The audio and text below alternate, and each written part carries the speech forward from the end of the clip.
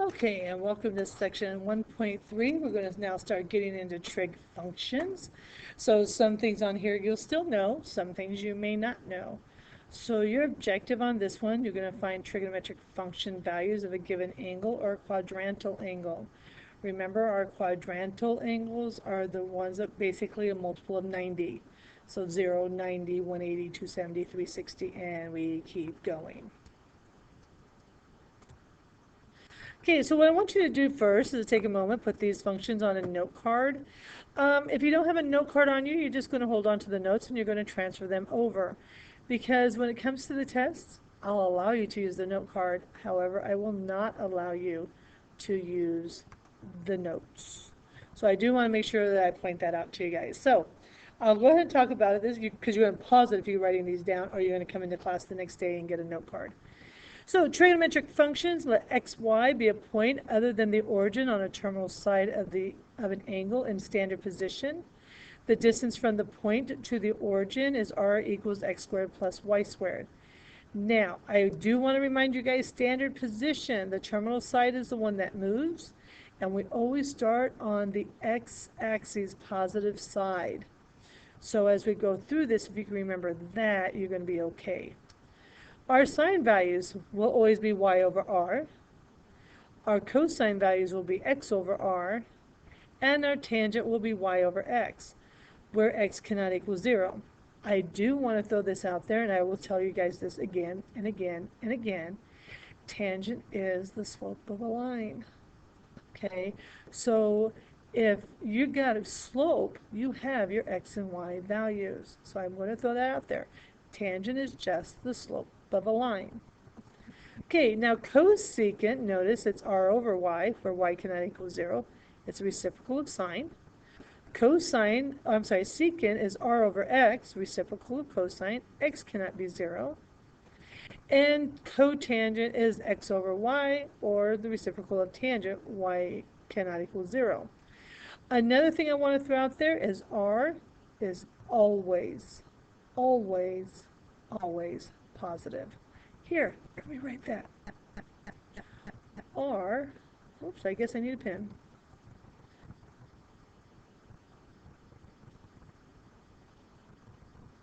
R is always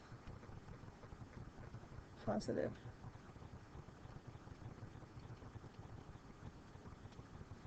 Okay, and then down here we have the abbreviations.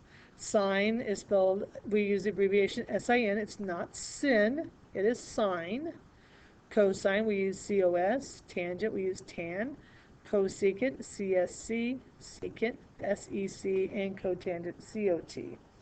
And theta is just a Greek letter that we use to identify an angle. I will use theta most of the time, but don't be surprised if you see sine of x. Same thing, it's just a variable. Okay. So here we go. Let's start on this one. The terminal side of an angle theta in standard position passes through the point -12, -5. Find the values of the 6 trig functions of angle theta. So remember, standard position starts here at the positive x-axis. We want -12, -5. This is xy. Very important information here. So if I went x -12, y -5, I'm down here somewhere. I'm going to draw a nice little line out to it. There we go. And our angle would be this. There is your theta. Okay, so we need cos. I don't like to start with cosine. We need sine of theta, cosine of theta, tangent of theta, cosecant of theta, secant of theta, and cotangent of theta. But we don't have everything. We don't have everything yet. We have our x, we have our y, we need r. Remember, r equals the square root of x squared plus y squared, xy. So on this one here, we get the square root of 12, yes, I know it's negative, squared, plus negative 5 squared, which gives us 144 plus 25, which gives us the square root of 169, which is equal to 13. And remember, r is always positive. So on this one here, sine of theta. Sine of theta equals y over r. Now that we have everything, and you can write it out if you want. X equals negative 12, y equals negative 5, r equals 13.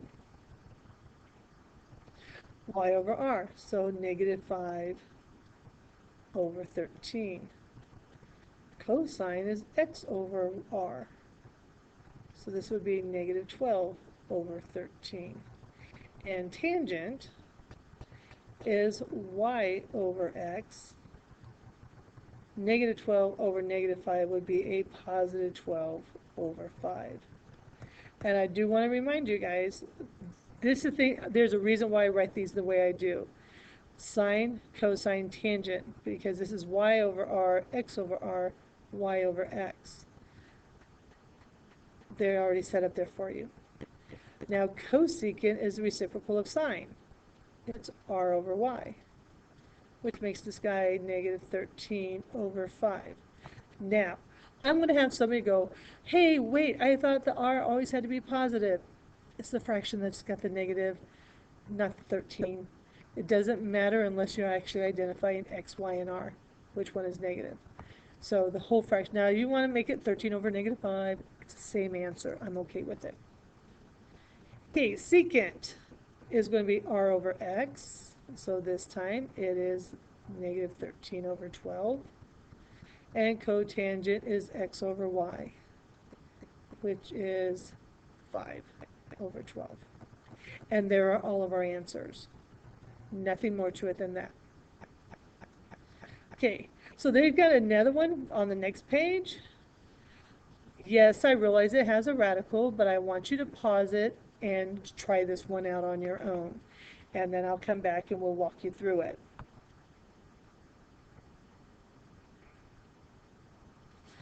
Okay, so now that you're back, I did a little things while you are waiting. So, again, our x-axis is over here. I have a point negative 1, so negative 1, positive radical 3. We don't know how far up it is. We're going to go with about there. Throw the line in there. And then that identifies what theta is. There's our theta. Nice big angle. Okay, so we want sine of theta equals y over r. Well, I guess we better find out what x, y, and r are. X equals, y equals, we need r.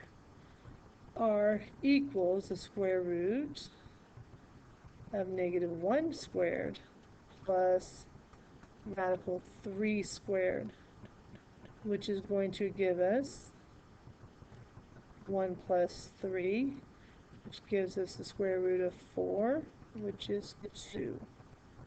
So x equals negative 1, y equals radical 3, and r equals 2. And now we can fill in the blanks. Y over r, radical 3 over 2, x over r, negative 1/2, and y over x, negative radical 3. And we'll go ahead and put the 1 because since we have to flip this baby here in a minute. Okay, so this one, we're just going to flip this guy because the reciprocal. So it's 2 over radical 3. Flip this guy, we get negative 2 over 1. And we flip this guy, we get negative 1 over radical 3. Now, At this point here, you should be going, ooh, we got radicals in the denominator. Not allowed to keep them there. So we do have to clean these up. So I'm going to show you guys a little shortcut on cleaning up radicals. 2 over radical 3 is the same as 2 radical 3 over 3. Wow, how did that happen so fast? It's quite simple. You take the 2 over radical 3, the 2 comes over, you take the whole radical and bring them up, so radical 3, all over, and then you just take the guy inside and bring him over. And you get 2 radical 3 over 3. Now you can also just multiply by radical 3 over radical 3, which would make this guy, so for the cosecant, this is the correct answer for this is the correct answer for the cosecant value. I'm right over that guy again. Okay, here. Correct value. And then my negative 1 over radical 3 would be negative 1, bring the whole radical up, and bring the inside over. So negative radical 3 over 3 would be the other one. Now, I'm putting these answers down here, and I'm just going to throw arrows because I ran out of room. But you do have to clean these up. I'll give you credit for getting this far, but I will also take away credit for you not having your denominator rationalized. If we need to, we'll talk about this in class tomorrow. Okay, so here's another one with the radical in it. So let's just kind of work through it. You can pause it if you want to try it on your own. Otherwise, we're just going to work through the problem.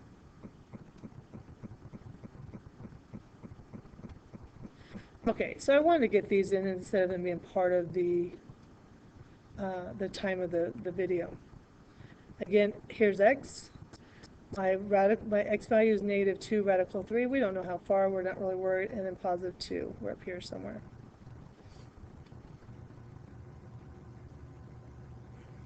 So we're up here. Gives us this angle here. I should have identified even the other ones. The quadrants, of course, we know quadrant 1. This is quadrant 2. So our angle's in quadrant 2. This angle's down here. We have quadrant 3. And here's quadrant 4. Hopefully you guys are not going to come into me going, why math? Okay, anyways. So we know our x value. We know our y value. We don't know our r value. R is equal to square root of negative 2 radical 3 squared plus 2 squared, which is going to give us the square root of 4 times 3. I squared it. You have to square each one of them. So it's the negative 2 squared is 4, radical 3 squared is 3, plus 4. This is going to give me 12 plus 4, which is the square root of 16, and the square root of 16 is 4.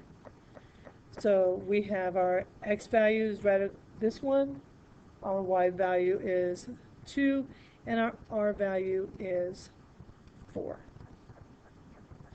Side there, notice I did not put what's over what. You might want to add it. Sine is y over r. So 2 over 4 or 1/2. Cosine is x over r. So we get negative 2 radical 3 over 4, which can be reduced to negative radical 3 over 2. And tangent is y over x. So we get 2 over negative 2 radical 3, which I'm just going to bring this down and try to bring it over. Our 2 is reduced, so we get 1 over negative radical 3. And if you guys remember from the last problem, this guy becomes negative radical 3 over 3. There's your answer for the tangent one. And to do these three, we just flip these ones over. So cosecant becomes 2.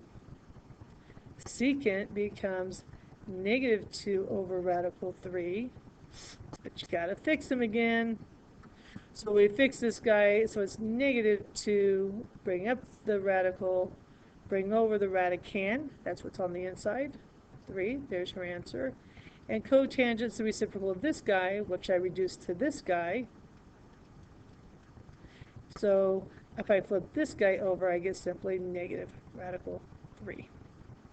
Once you do these, they become very, very quick in the process. Okay, so now they're just going to ask you questions about the quadrants and such.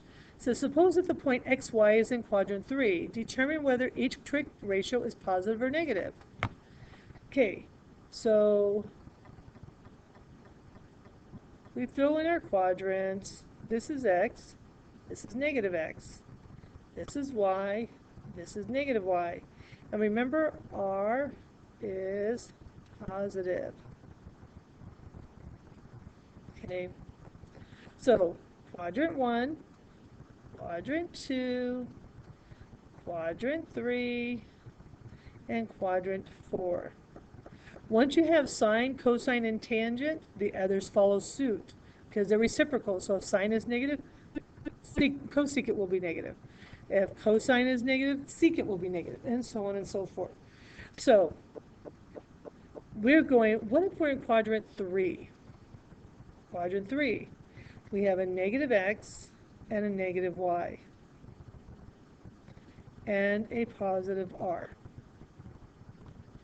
So cosine of theta is y over r, which is negative over positive, which is negative.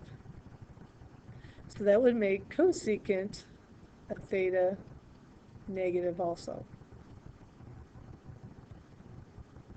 Did you catch my error? Did you catch my error? Only here. I will fix it now. That's not cosine. It is sine. Okay. Next one is cosine. Cosine of theta is x over r, where x is negative over r, which is positive, gives us negative again. See, it wasn't wrong, I just had, never mind. And cosine reciprocal cosine is secant. And if cosine is negative, then secant is negative. All right, and so the next one that we have is going to be tangent.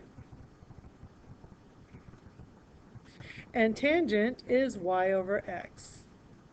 And so I have a negative over a negative, and two negatives equal a positive. So if tangent is positive, guess what? Cotangent is positive.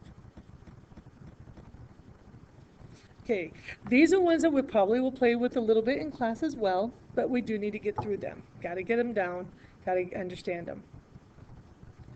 Okay, suppose that the point xy is in quadrant 2. Determine each trig ratio is positive or negative. All right, so here we go. Again, I'm going to use this so I get straighter lines. La la la la, la la la la. Okay, positive x, negative x, positive y, negative y. But we're in quadrant 2 this time. So x is, we have a negative x, a positive y, and a positive r.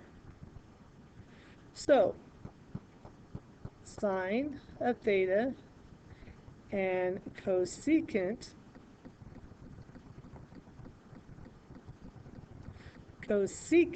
of theta is going to be y and r, which is both positive.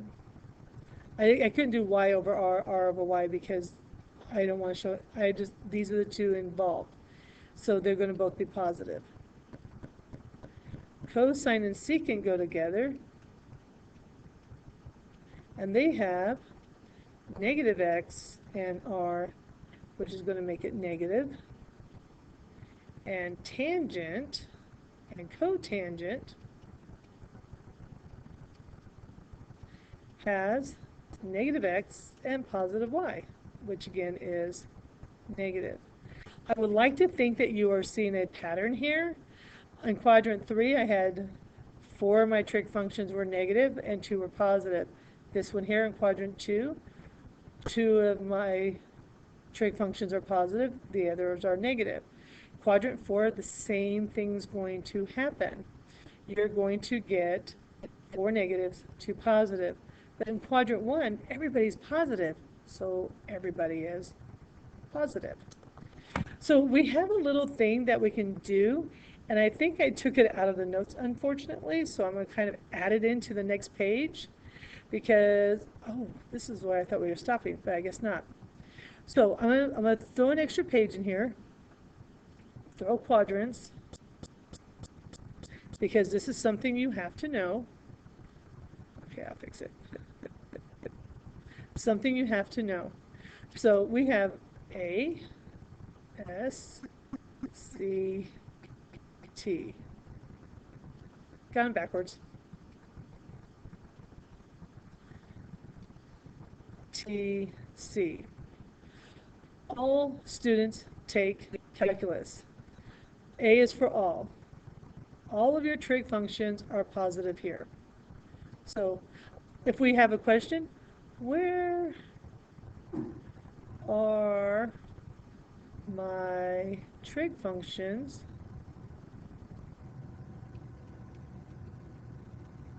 positive?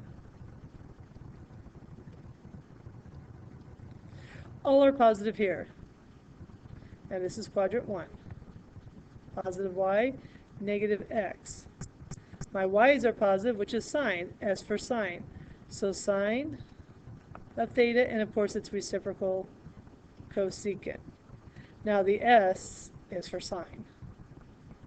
Down here I have a negative x, that's supposed to be y. I have a negative x and a negative y, which means that both sine and cosine are negative, but my tangent, T for tangent, and its reciprocal, cotangent, are going to be positive here. And C is for cosine, so cosine of theta and secant of theta are going to be positive here. So if you can remember this little bit, where are my trig functions positive? All students take calculus. If you remember that, in quadrant 1 it's A, all. Quadrant 2 is S, sine. Quadrant 3 is T for tangent, and quadrant 4 is C for cosine. Okay, one more problem before we finish up this section. So this one here, an equation of the terminal side angle in standard position is given with restriction on x. Sketch the least positive such angle theta and find the values of the 6 trig functions. Well, do you remember I said tangent is the slope of a line? And the thing we need here is the slope of a line because our y-intercept is going to be 0. So I'm going to give you a shortcut on slope of line. This is in standard form. So your slope is negative a over b, because this is ax plus by equals c. Your slope is negative a over b. So in this case, my a is 6, so negative 6 over negative 5, which is 6/5. Okay, we know the constant is going to be 0 because it says so. So it starts here, and I need a slope of 6/5. Remember, rise over run. Rise over run is going to throw me way over here. And they did tell us that they gave us a restriction on x. X has to be larger than 0. That's okay. We're in the positive side, so we're good. So our angle is over here. So here's our theta. Now at this point here, you should be going, oh, this is quadrant 1. All are positive. We don't have to worry about signs. Okay, so we have sine of theta equals, and cosecant of theta equals. Cosine of theta equals, secant of theta equals. Tangent of theta equals, and cotangent of theta equals. All we need is r. x equals 5. Remember, this is tangent, your slope of your line. Y equals 6, but we can also go on rise over run. Rise, we did 6. Run, we did 5. What we don't have is r. R equals the square root of 5 squared plus 6 squared, which is equal to the square root of 25 plus 36, which equals the square root of 61, which is just 61. There's nothing in there to take out. So sine y over r, 6 over square root of 61, which is 6 square root of 61 over 6. Flip this guy over, you have cosecant, square root of 61 over 6. Cosine is x over r, so 5 over square root of 61, which is 5 square root of 61 over 61. Get secant by flipping this guy over, square root of 61 over 5. Tangent, again, remember, slope of a line. Tangent is slope of a line. I cannot tell you that enough. Tangent is slope of a line. And we already have that. It's 6 over 5. And so that makes cotangent 5 over 6. All right, that is it for today. We're going to start the other one tomorrow. I apologize, this one went a little over, but I am managing this much better. Have a good one.